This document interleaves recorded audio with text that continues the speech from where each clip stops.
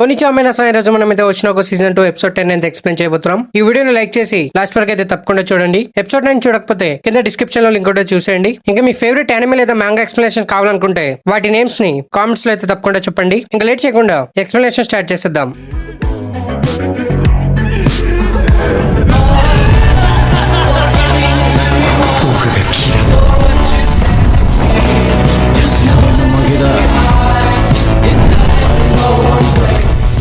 Episode starting లో aqua హిమెకావాతో తన father గురించి అడుగుతాడు. హిమెకావా ఇది విని షాక్ అవుతాడు. ఇలాంటి ఇంపార్టెంట్ మ్యాటర్స్ ఇక్కడ డిస్కస్ చేయకూడదు, నా ఇంటికి వెళ్దామని హిమెకావా చెప్తాడు. ఇంకా వాళ్ళు తోచిరోని తీసుకుని హిమెకావా ఇంటికి వెళ్తారు. వీళ్ళు తోచిరోని పడుకోబెట్టి వీళ్ళ కన్వర్సేషన్ కంటిన్యూ చేస్తారు. హిమెకావా యాక్వాతో నువ్వు DNA టెస్ట్ చేపించావంటే దీని గురించి నీకు ముందే తెలుసా అని హిమెకావా చెప్తాడు. ఇంకా హిమెకావా యాక్వా మదర్ ఎవరని అడుగుతాడు. యాక్వా తన మదర్ గురించి ఇన్ఫర్మేషన్ షేర్ చేయనని చెప్తాడు. ఇది విని హిమెకావా నాకు తెలిసి తను కూడా ఒక ఎంటర్టైనర్ అని హిమెకావా చెప్తాడు. ఇంకా తను యాక్వాతో నీకు హిమెకావా ఐరి గురించి తెలుసా అని అడుగుతాడు. యాక్వా రిప్లై ఇస్తూ నాకు తెలుసు, తను ఒక ఓల్డ్ టీవీ సీరియల్ లో వర్క్ చేసిందని యాక్వా చెప్తాడు. ఇంకా హిమెకావా తనకి ఒక న్యూస్ ఆర్టికల్ చూపిస్తాడు. ఆర్టికల్ లో హిమెకావా ఐరి ఇంకా ఓయహారా సేజిరో మ్యారీడ్ కపుల్స్ బాడీస్ అపార్ట్మెంట్ లో దొరికిందని ఉంటుంది. హిమెకావా యాక్వాతో ఇది నేను 5 years ఉన్నప్పుడు జరిగింది అనుకుంటా. ఈ ఆర్టికల్ లో ఉన్నది నా మదర్ ఇంకా ఫాదర్ ఇద్దరు చనిపోయారు. మా ఇద్దరు ఫాదర్ పేరు ఓయహారా సేజిరో, తను ఒక స్ట్రగ్లింగ్ యాక్టర్ అని హిమెకావా చెప్తాడు. ఇది విని యాక్వా చాలా షాక్ అవుతాడు. ఎందుకంటే ఆయన్ని చంపిన వ్యక్తి ఇప్పుడు బ్రతికి లేడని. ఇంకా హిమెకావా తనతో నువ్వు 17 years ఓల్డ్ కదా, ఇలాంటి పనులు చేస్తున్నప్పుడు మన ఫాదర్ ఆల్రెడీ మ్యారీడ్, తను ఎంటర్టైన్మెంట్ ఇండస్ట్రీలో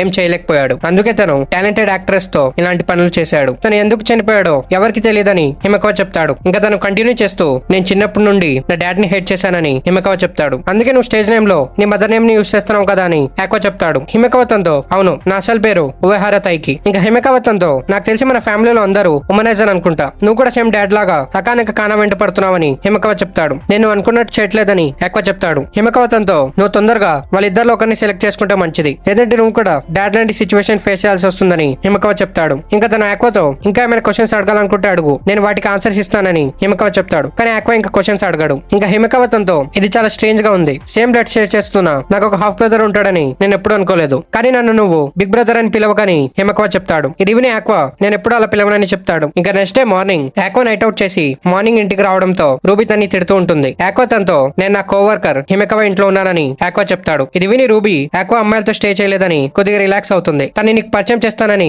యాక్వా చెప్తాడు. ఇంకా యాక్వా ఆలోచిస్తూ నా ఫాదర్ ఇప్పుడు చనిపోయాడు, ఆ ఎనిమి ఇప్పుడు బ్రతికిలేడు, నేను ఇప్పుడు ఏం చేయాలి, నా రివెంజ్ ఇప్పుడు ఎలా అని యాక్వా ఆలోచిస్తూ ఉంటాడు. అప్పుడే తనకి కానా కాల్ చేస్తుంది. తనకి చెప్పకుండా పార్టీ నుంచి ఎందుకు వెళ్ళిపోయావని కానా అరుస్తుంది. యాక్వా తనతో నేను హిమెకావా ఇంకా డైరెక్టర్ తో ఉన్నానని చెప్తాడు. ఇది విని కానా కొద్దిగా రిలాక్స్ అవుతుంది. ఆ తర్వాత యాక్వా అకానే మెసేజెస్ చూస్తాడు. మైనస్ డ్రింక్ చేయకూడదు కాబట్టి తన్ని డ్రింక్ చేయొద్దు అని అకానే మెసేజ్ లో చెప్తుంది. ఇంకా యాక్వా ఆలోచిస్తూ నేను ఇప్పుడు ఫ్రీగా ఇంకా హ్యాపీగా బ్రతకగలనా అని యాక్వా ఆలోచిస్తూ ఉంటాడు. అప్పుడే రూబీ బ్రేక్ఫాస్ట్ కోసం యాక్వాని పిలుస్తుంది. యాక్వా స్మైల్ చేస్తూ తనకి ఆన్సర్ చేస్తాడు. సీన్ షిఫ్ట్ అయ్యి మనం బీకామచ్ గ్రూప్ ని చూస్తాం. వీళ్ళు వాళ్ళ యూట్యూబ్ ఛానల్ గురించి మాట్లాడుకుంటూ ఉంటారు. మేంచో చాలా హ్యాపీగా ఉంటుంది, ఎందుకంటే వాళ్ళ ఛానల్లో 20,000 సబ్స్క్రైబర్స్ పూర్తయ్యాయి. కానీ రూబీ ఇంకా కానా అంత హ్యాపీగా ఉండరు, ఎందుకంటే వాళ్ళకి 1 million సబ్స్క్రైబర్స్ కావాలి. ఇది విని మేంచో వాళ్ళకి ఒక చాట్ చూపిస్తూ ఇప్పుడున్న పొజిషన్ లో వాళ్ళ ఛానల్ 75% ఉన్న మిగతా ఛానల్స్ కన్నా బానే అర్న్ చేస్తున్నారని మేంచో చెప్తుంది. కానీ రూబీ ఇంకా కానాకి స్టార్టింగ్ నుంచే 1 million సబ్స్క్రైబర్స్ గోల్ ఉందని మేంచో చాలా కోప్పడుతుంది. కానా తనతో ఎర్నింగ్స్ గురించి పాయింట్ చేయడం స్టార్ట్ చేస్తుంది. ఇది విని మేంచో కూడా సైలెంట్ అయిపోతుంది. ఇంకా మేంచో వీళ్ళకి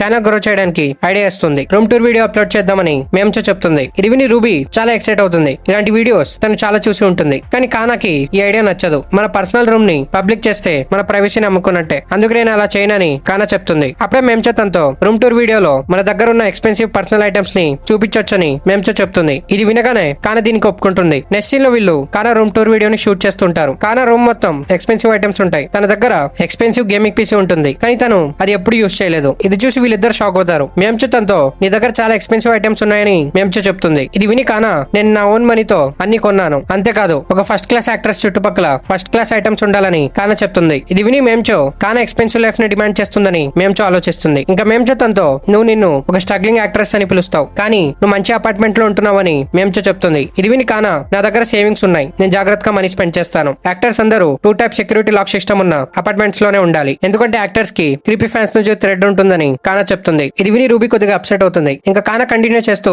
నేను ఒక కార్ కొన్నప్పుడు మనం ట్యాక్స్ సేవింగ్ టిప్ ని చెప్తూ ఒక వీడియో షూట్ చేద్దామని కానా చెప్తుంది. ఇంకా రూబీకి టాక్సెస్ గురించి అంతగా తెలియదు కాబట్టి మేంచో తన్ని టాక్సెస్ గురించి భయపడడం స్టార్ట్ చేస్తుంది. ఇంకా మేంచో తనతో నీ రూమ్ టూర్ వీడియో షూట్ చేద్దామని చెప్తుంది. ఇది విని రూబీ నా దగ్గర అంతగా ఎక్స్పెన్సివ్ ఐటమ్స్ లేవని రూబీ చెప్తుంది. ఇంకా వీళ్ళ షూట్ కంటిన్యూ అవుతుంది. నెక్స్ట్ సీన్ రాత్రి రూబీ తన రూమ్ లో ఐ ఫోటోస్ ని చూస్తూ ఉంటుంది. రూబీ రూమ్ లో ఐ ఫోటోస్ ఉన్నాయి కాబట్టి room tour pure video shoot చేయొద్దని రూబీ చెప్పిందనమాట. ఇంకా రూబీ ఐ ఫోటోస్ ని చూస్తూ నేను ఈ ఫోటోస్ ని తీయాలో లేదో అని రూబీ చెప్తుంది. అయితే తన మదర్ అన్న సీక్రెట్ రూబీ చనిపోయే వరకు ఎవరికి చెప్పకూడదు అనుకుంది. కానీ ఈ సీక్రెట్ ని దాచించడం కరెక్టో కాదో అని రూబీ చెప్తుంది. ఇంకా రూబీ ఆలోచిస్తూ ఒక ఐడర్ పర్స్పెక్టివ్ నుంచి చూస్తే ఇదే కరెక్ట్, నేను నా మామ్ డ్రీమ్ ని క్యారీ చేస్తున్నానని రూబీ చెప్తుంది. ఇంకా తను ఆక్వా పాస్ట్ పర్సన్ గురించి ఆలోచిస్తుంది. సెన్సే ఉండి ఉంటే నాకు ఏ అడ్వైస్ ఇచ్చేవారని రూబీ చెప్తుంది. ఇంకా మనం రూబీ చిన్నప్పుడు సీన్ ని చూస్తాం. ఆక్వా వర్క్ చేసే హాస్పిటల్లో రూబీ కాల్ చేస్తుంది. కానీ హాస్పిటల్ వాళ్ళు తనకి తన సెన్సే చాలా ఇయర్స్ నుంచి మిస్సింగ్ అని వాళ్ళు రూబీకి చెప్తారు. ఇది విని రూబీ చాలా షాక్ అవుతుంది. ప్రెసెంట్ టైమ్ లో రూబీ సెన్సే ఉండి ఉంటే నాకు నచ్చినట్టు చేయమని చెప్పేవారని రూబీ చెప్తుంది. ఇంకా నెక్స్ట్ సీన్ లో వీళ్ళు వాళ్ళ ఛానల్ ని గ్రో చేయడానికి మ్యూజిక్ వీడియో అప్లోడ్ చేద్దామని డిసైడ్ అవుతారు. మ్యూజిక్ వీడియో షూట్ చేయడానికి చాలా ఖర్చు అవుతుంది కదా అని కానా చెప్తుంది. మేంచో తనతో